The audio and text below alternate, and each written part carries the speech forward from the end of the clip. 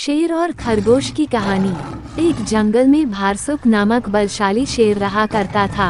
वह रोज शिकार पर निकलता और जंगल के जानवरों का शिकार कर अपनी भूख शांत करता था। एक साथ वो कई जानवरों को मार देता। ऐसे में जंगल में जानवरों की संख्या दिन पर दिन कम होने लगी। डरे हुए जानवरों ने इस समस्या से निपटने के लिए सभा बुलाए। वहाँ निर्णय लिया गया कि शेर से मिलकर इस विषय पर बात की जानी चाहिए। इसके लिए जानवरों का एक दल बनाया गया।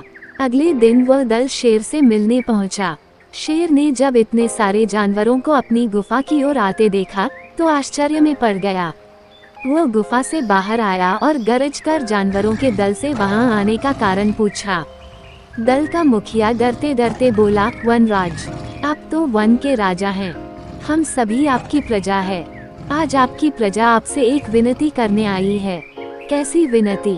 शेर ने पूछा। वनराज, आप रोज शिकार पर निकलते हैं और कई जानवरों को मार देते हैं।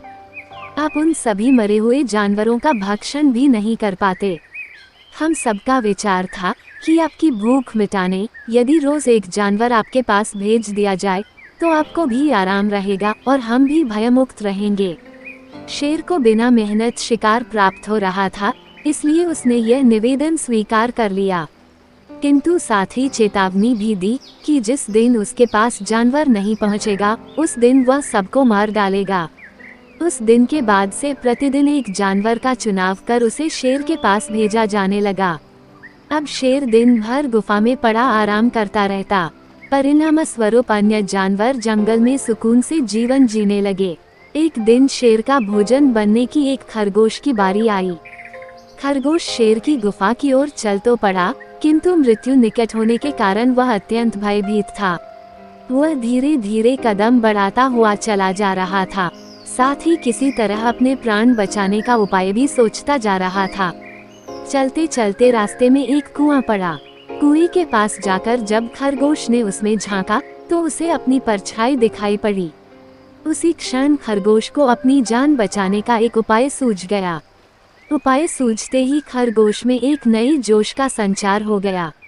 उसे शेर के पास जाने की कोई जल्दी नहीं थी।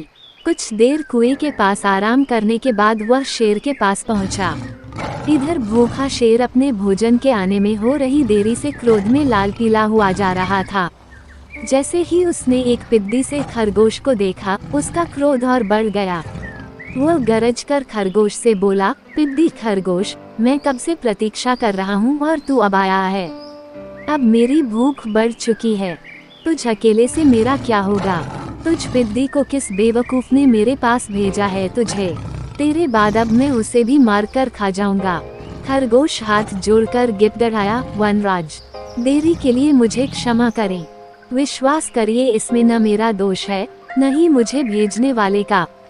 हम तो 5 खरगोश आपका भोजन बनने निकले थे, किंतु रास्ते में एक दूसरे शेर ने हमें रोक लिया।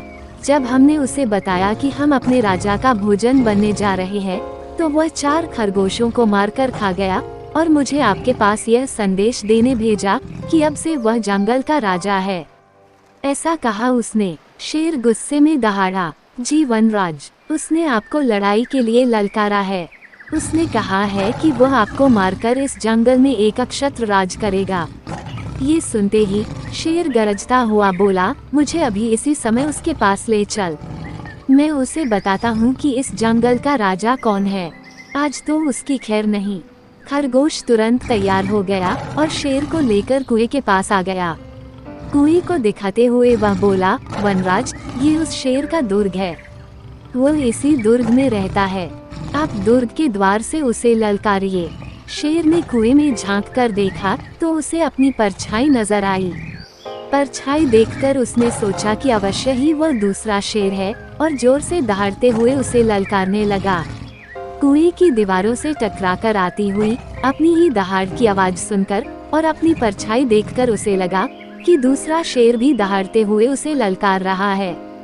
उस ललकार का उत्तर देते हुए उसने कुएं में छलांग लगा दी।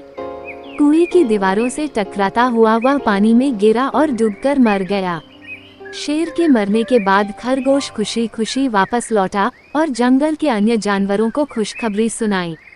सुनकर सभी बहुत खुश हुए और सबने खरगोश की खूब प्रशंसा की।